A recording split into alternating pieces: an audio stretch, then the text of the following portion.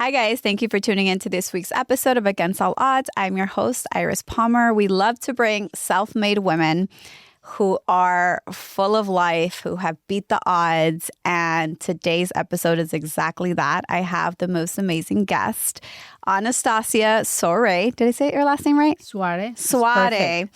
And she is the founder and CEO of Anastasia Beverly Hills. She's also the author of Raising Brows, My Story of Building a Billion-Dollar Beauty Empire. Anastasia, thank you so much for being here. Absolutely my pleasure.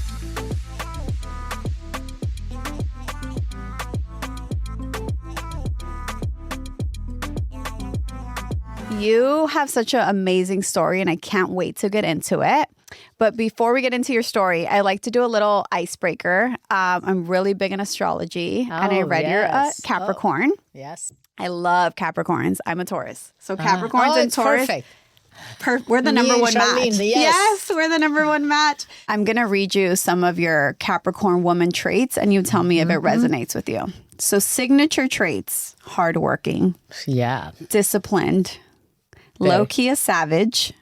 She's got goals and she's crushing them. Oh, yes. That is you. That to is a me. T. Totally. You describe me to a T. Your red flags: you're a workaholic. You're emotionally guarded and it takes a while to open up. Your green flags: you're loyal, responsible, and you will push everyone around you to be their best.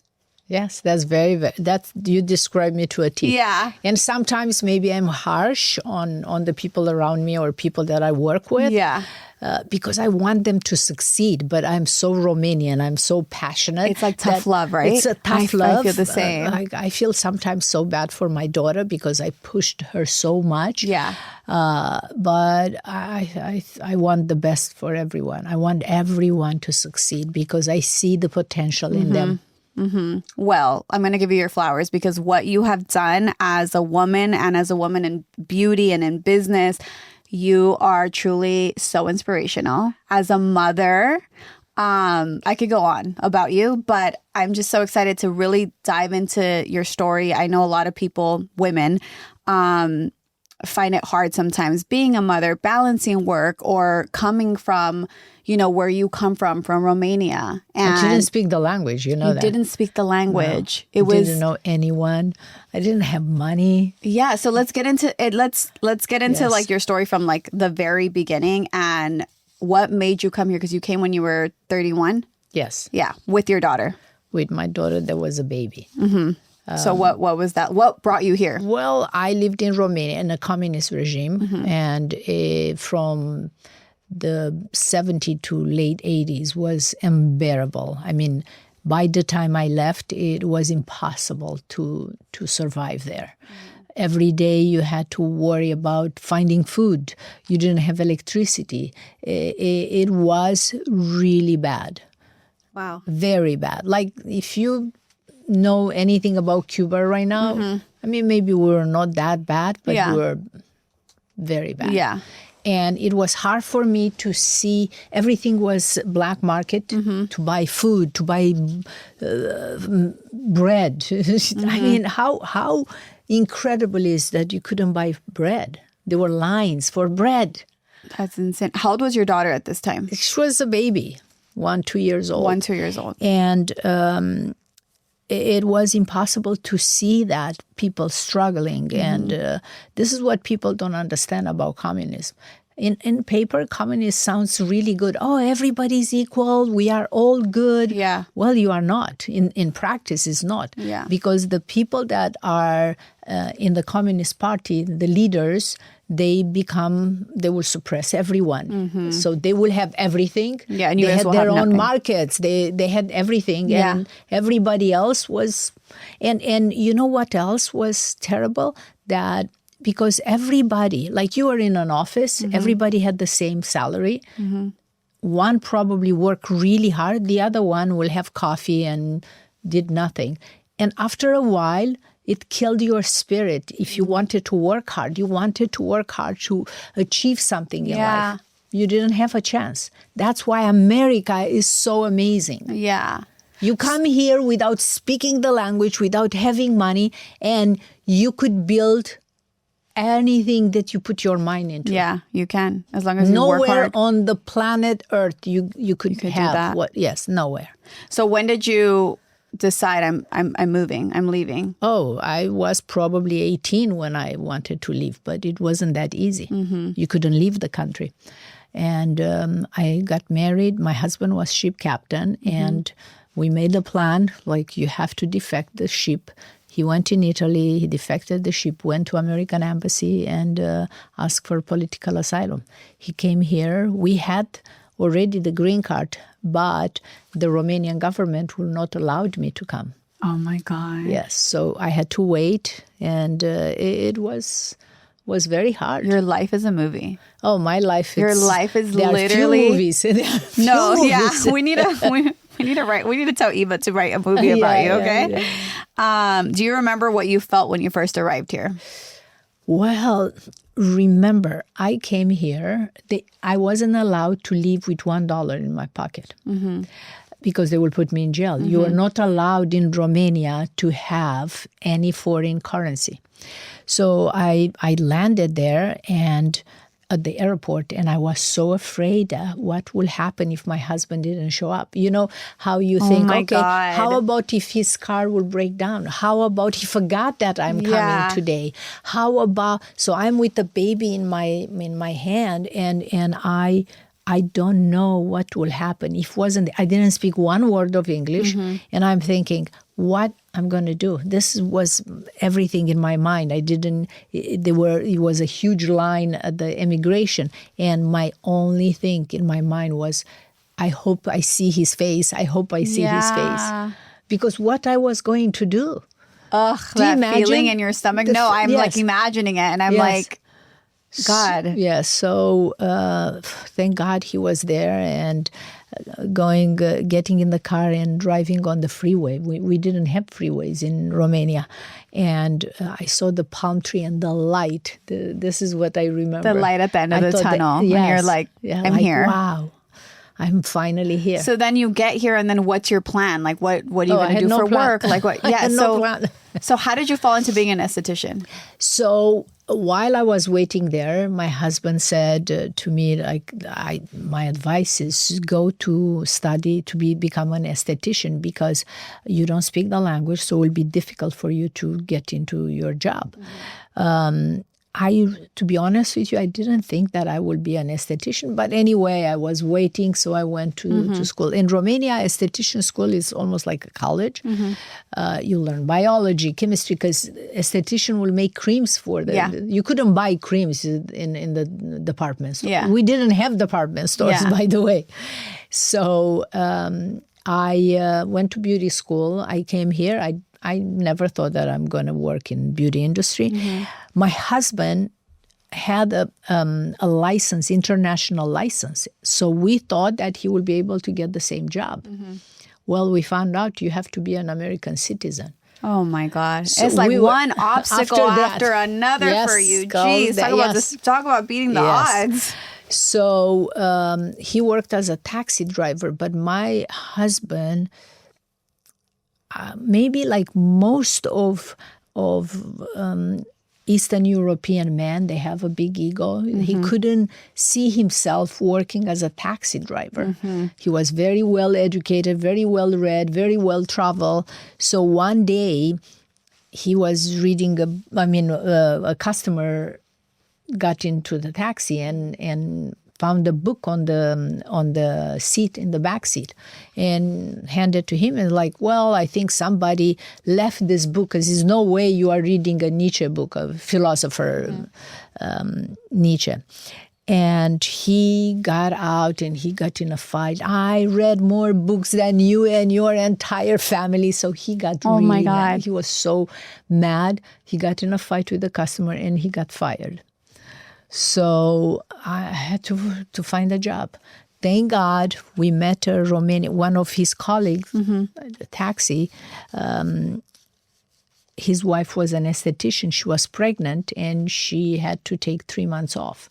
So she was kind enough to allow me to replace her while she was away. And she was doing brows. No. Facial. Oh, facial facials. and body Okay. waxing. Okay. Brows was like no thing. Wasn't a there. thing. No. Yeah. So I started working as an esthetician there, and I was very lucky. The owners were a German and an Italian. They were both very sophisticated, very wonderful lady.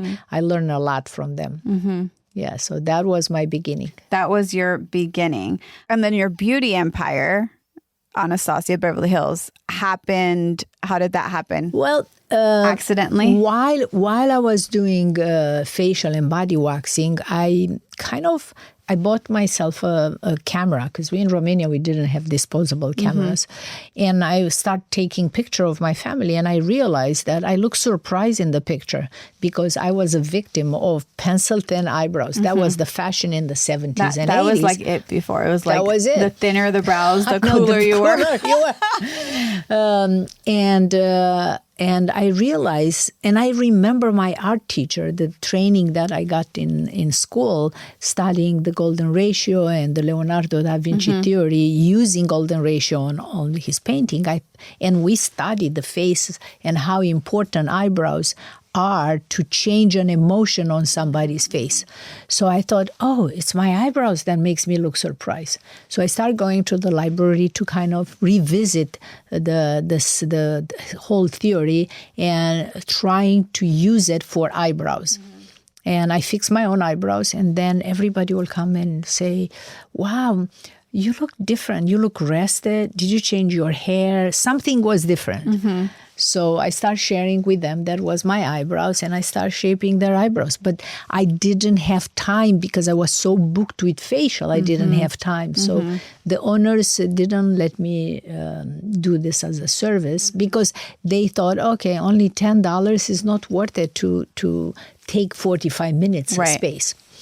Financially, didn't make sense for them. So I thought one day I have to open my own business. So I rented a room at Juan Salon on Wilshire Boulevard across the street from Neiman Marcus and Saks. And everybody thought I'm crazy. My husband thought I was crazy because I was the only one working. But I said, I made so many sacrifices to come here, and I have to follow my wildest dreams.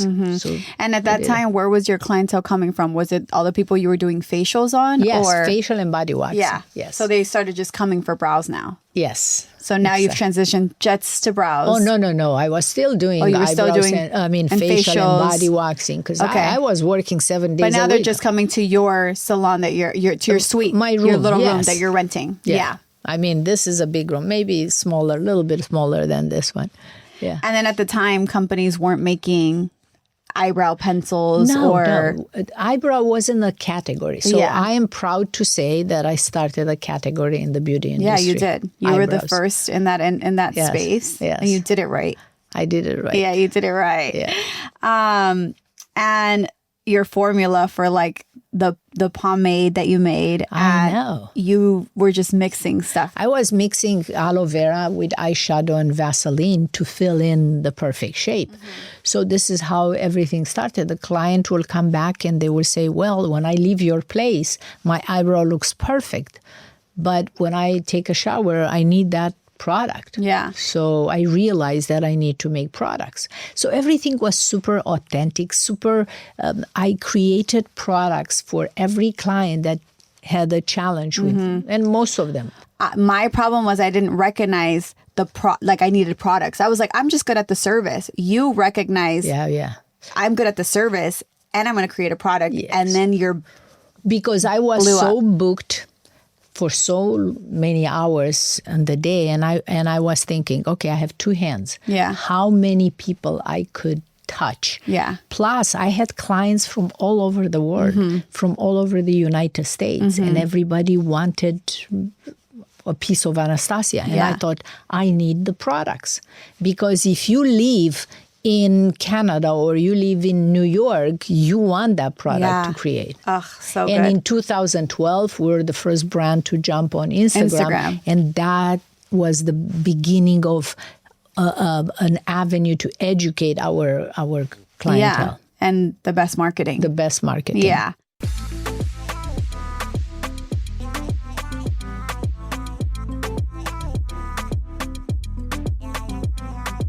Your products are so good. Thank I'm you like so a fan. much. Not just your brow products, by the way. Like Everything, my lip yes. liner today is Cool Brown. My favorite. so good. I'm so stocked up with Anastasia Beverly Hills lip products. They're really, really good. Thank you.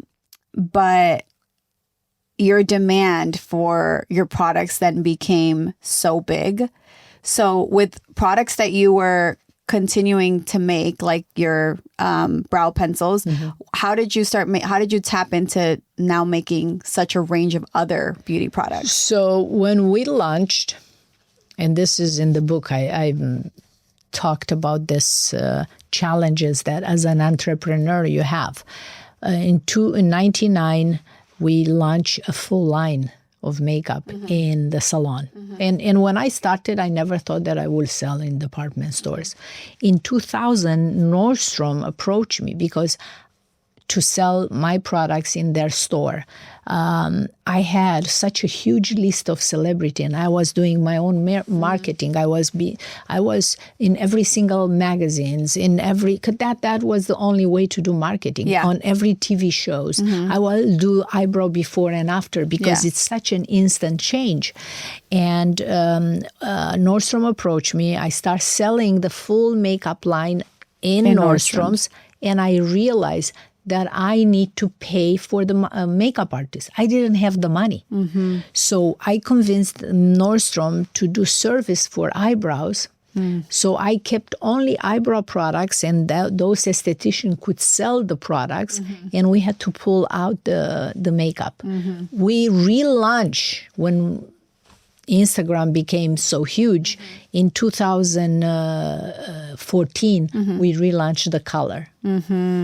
So this is how, of course, we lost a lot of money at the beginning, but you have to admit and you have to understand, at least I did, that keeping the makeup in Nordstrom's, I will not be able to sell it, number one. And I didn't have money because nobody wanted to invest in my brand at that time. I didn't have the money to pay for the makeup artist. And then now you obviously have all these girls also working under you, right? Yes. So what was that retention for? Like, how were you keeping your employees, and like how were you training them to do brows just as good as you? Because that's one of the hardest things. So I have girls that work for me for like 25 years.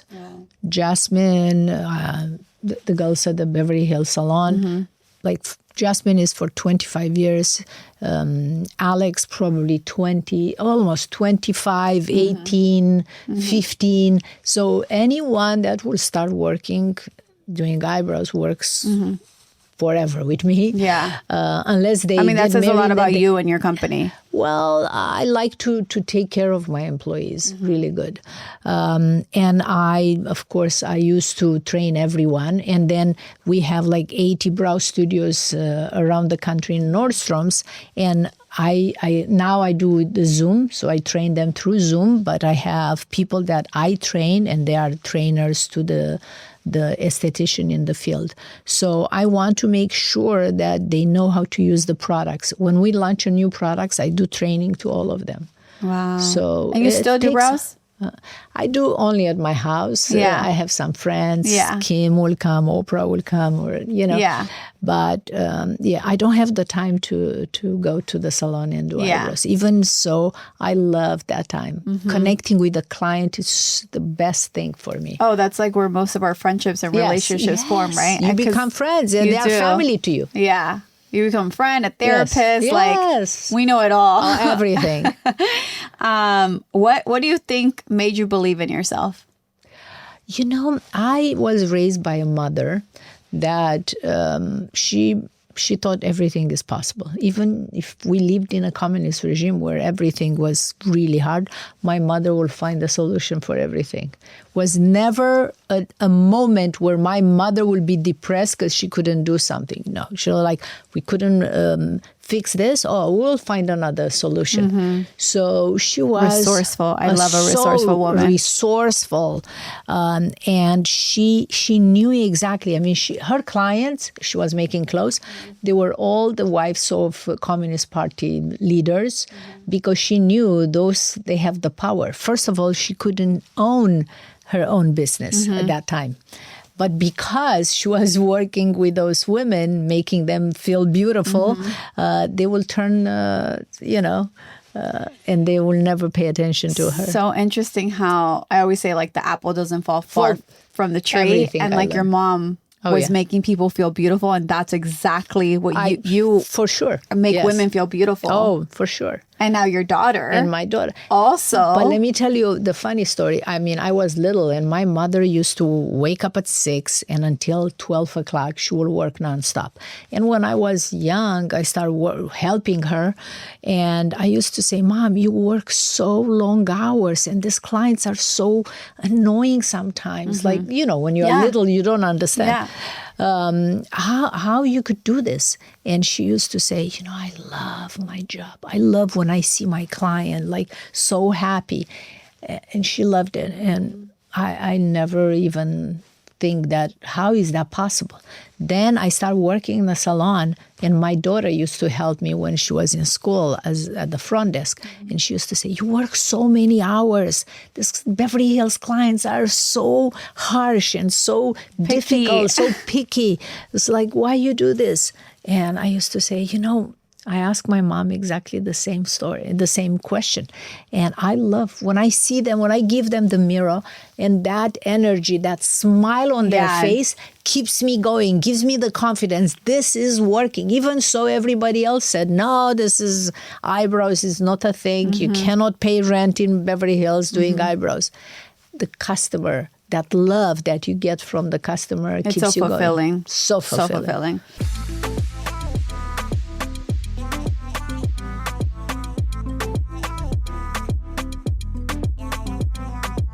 So your daughter is now working with you too. Yes. So explain to me a little bit about how did she just come to you one day and say, Mom, like, I want to do this now too? Or like, no. what was that conversation? No. A lot of people are telling me like, oh, you're so lucky that your daughter is wanted to work with you. And I'm like, no, she didn't want it. I give her no choice.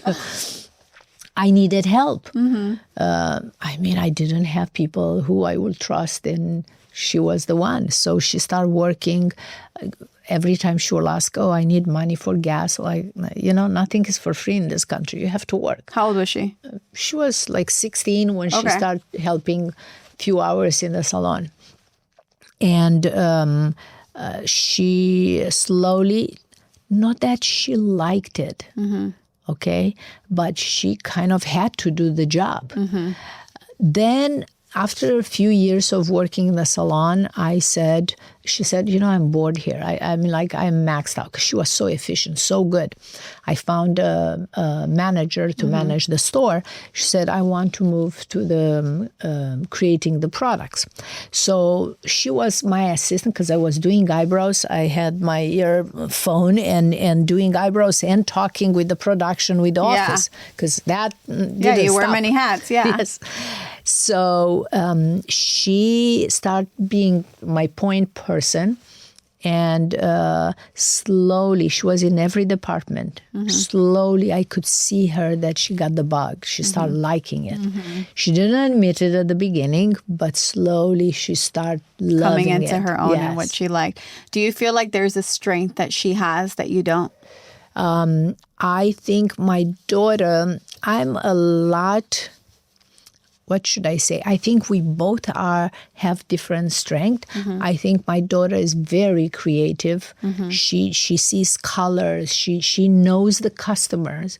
I mean, she reaches all those Instagram posts, and she has the ability of seeing exactly what the client wants, loves, and what she doesn't even know she likes it. But once she's going to create the product, because she does the makeup, I do the eyebrows. She does the color, I do the eyebrows. The makeup is so good. I know.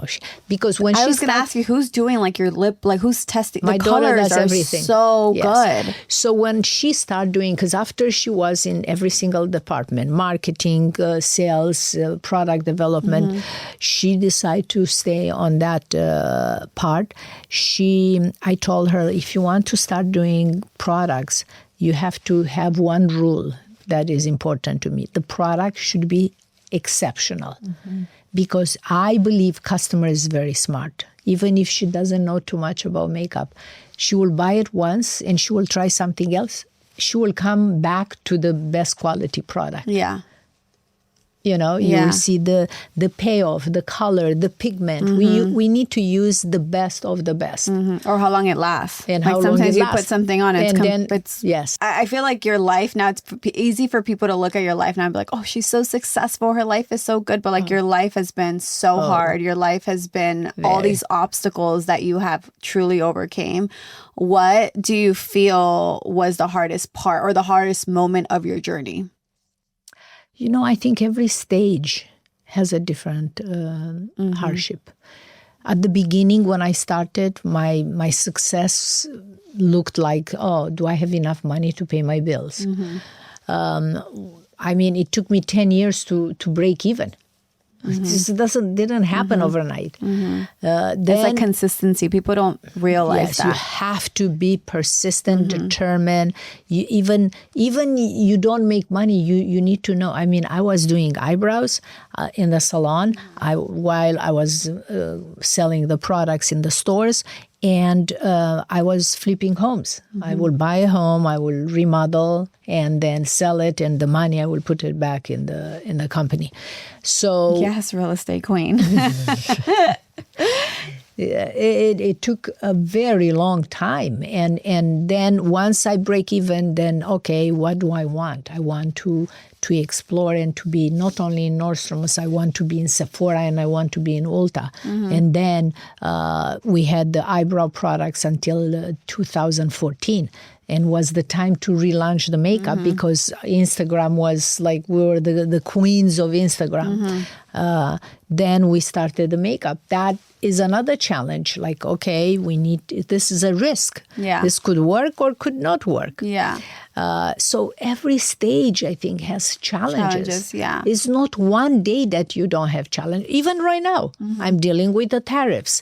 I'm dealing with so much. The gas is up. I am concerned and I worry about my employees. The game is changing all the time. Yeah.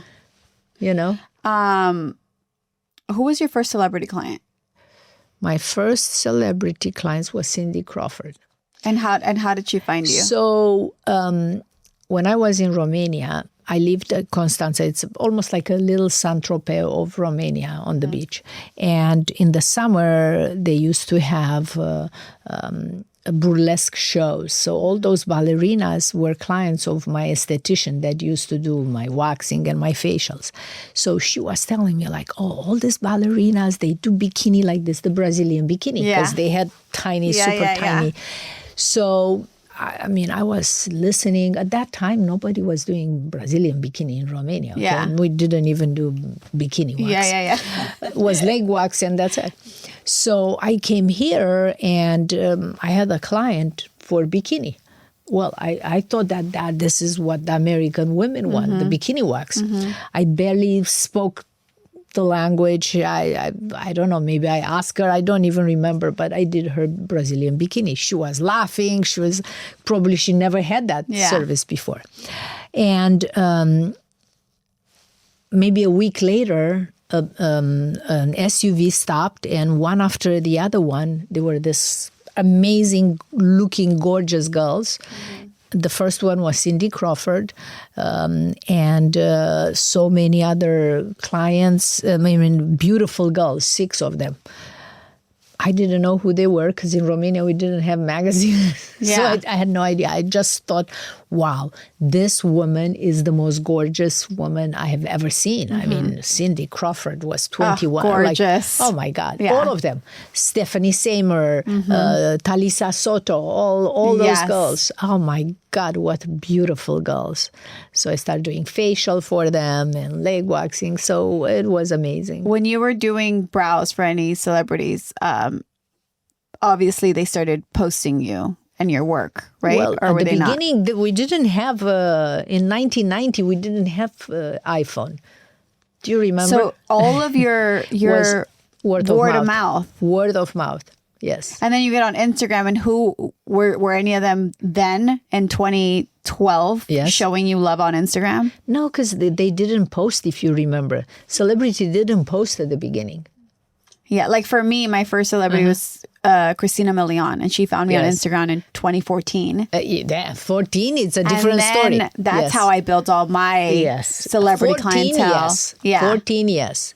But at the beginning, they were reserved. I mean, I like the Kim and Kylie. Yeah. They were the first one on Instagram.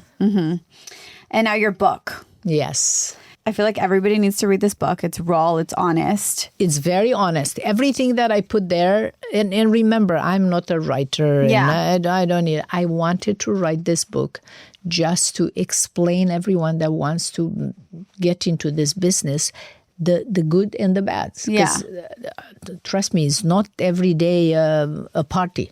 Yeah. There are good days and there are bad days. But how you will have the emotional power to deal with rejection, to do things that maybe they are not perfect when you try them, and then you have to adapt to something else. Yeah. See why this didn't work and try another avenue. Maybe it wasn't the right time. Maybe it wasn't the right moment, you know.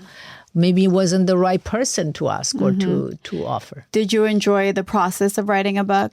You know, I enjoy it because I kind of find out, or I reflect on things that I didn't even think about it before. That it brings you back to like the Bring me- moment and yes, the time. because I work so hard and Yeah. I never had time to sit and think about it. Yeah. Many moments, maybe many wins that I had, and failure I always remember because you have to remember You have to to never do remember. it again. But wins, you don't. You know, you have to run because you want to do the next. What is next? What do I need to do next? And your motivation for writing the book, who did you see? Like, who did you envision picking this book up? Was it working? You know, I like moms, work- entrepreneurs, any because I woman. have one chapter that is for working mom, people that feel guilty that they have kids. Like I don't think I was a great mom because in terms of I was never able to go to school to attend to my daughter's activity because I was working nonstop. Yeah. But you know what? I think when your kids sees how hard you work, they will become you. Yeah. Yeah, they will. They will. They will. And it's like the best So feeling, good. right? Yes. As well, this is a book for somebody that wants to start a business, but they are afraid.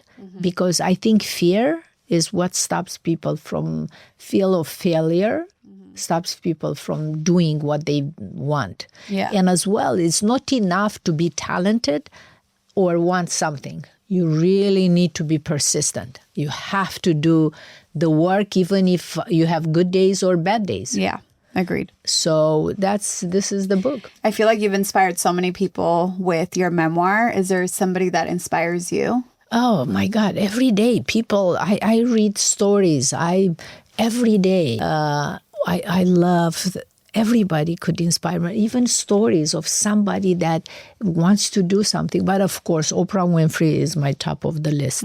Oprah Winfrey is the woman that I watched her because she became my client in 1998. And I will observe her, how she treats people, how incredible she is, with how considerate she is. I will tell you a story right now. I don't know if you have time, but she got Time magazine cover 1 year.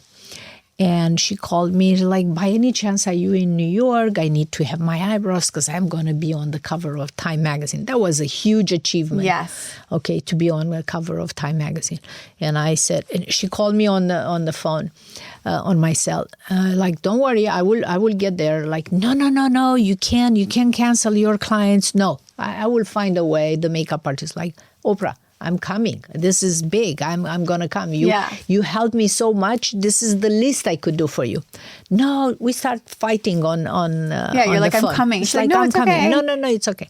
So just for you to know how considerate. Like, no, don't cancel your other clients for me. So she is a huge inspiration to me. Yeah. Wow. Yeah, and many others, people that I worked with, young people that are on Instagram and I follow.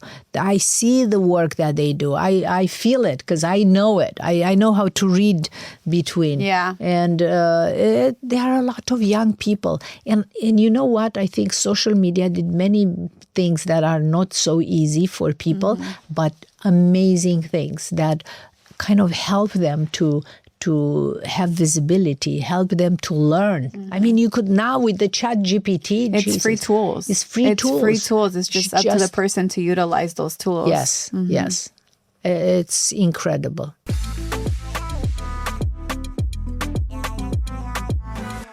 And I know you're all about helping other women and uplifting and Yes. sharing tips for entrepreneurs and women all over the world. So we like to end every episode with dropping a gem. Yes. So let's drop you've dropped so many gems already, but like your best piece of advice that you want to leave people with today. My best advice to anyone is believe in yourself. You are able to do whatever you want. And I want everybody to think this way. If Anastasia was able to do it, I could do it too. She came, she didn't speak the language, she didn't have money, she didn't know anyone. Yeah. But just she wanted to work hard and was persistent, focused, and nothing took me away. Like a bullet. Nothing will stop me from doing what I wanted to do and to achieve. No, you're truly super inspiring. Thank you so much for coming on this podcast. I really appreciate it. And I hope you guys enjoyed this week's episode of Against All Odds. Yeah, I wish everyone the best, and everyone could be successful. It's just don't be afraid. Yes. I continue to be inspired by you, but I'm going to finish your book. And for anybody else that wants a deeper dive on all her stories, her mistakes, and her successes and her wins, pick up her book, Raising Brows. Against All Odds is a Hyphenate Media Group production in partnership with iHeart's My Cultura podcast network. For more of your favorite shows, visit the iHeart Radio app, Apple Podcasts, or wherever you get your podcasts.